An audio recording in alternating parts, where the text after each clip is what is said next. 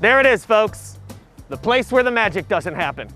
That being said, and I know this is cliche, I really like the team this year. They are stacked, I like the coach, and I really want to watch them play. And I'm not alone. So does legendary Brown Joe Thomas. If you missed part 1 of my interview, I'm not mad, but I am disappointed. Pause this and go watch it here. Welcome back. In part 2 of my interview with Joe, we started off with a little bit of casual banter. Have you gotten into any new music or old music that you are re-exploring? I grew up as a child of the 90s. I loved grunge and like that type of music back when I was in middle school, high school. During this pandemic, I started listening to a little bit more of that. I started throwing the Spotify, the Pandora stations on when I worked out. One of the songs that came on was this morning when I was pumping iron, Alice in Chains.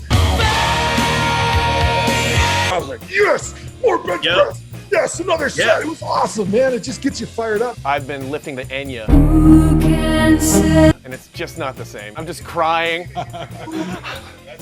With that out of the way, we then turned our focus to the Browns. Spoiler alert, folks, Joe's excited. If there's ever a season Browns fans don't want to get canceled by COVID, it would be this one. You look at the roster up and down, offense and defense. They made some really nice improvements in this offseason.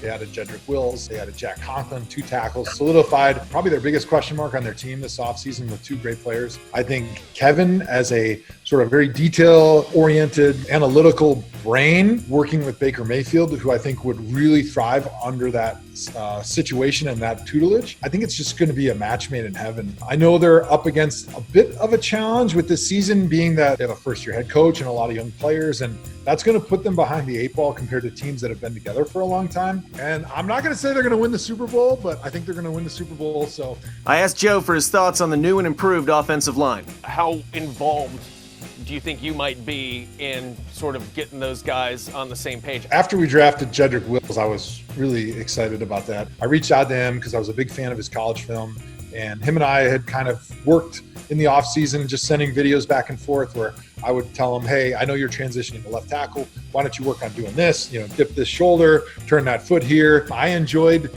kind of coaching virtually and staying involved a little bit. I hope that you stay super involved because obviously we consider you forever a part of the team, as you know, and forever a Clevelander, whether you like it or not. That means so much to me. I am happily a Clevelander. Thank you very much. He still gets us, you guys. This is Mike Polk getting irrationally excited about Cleveland football once again for 3 News.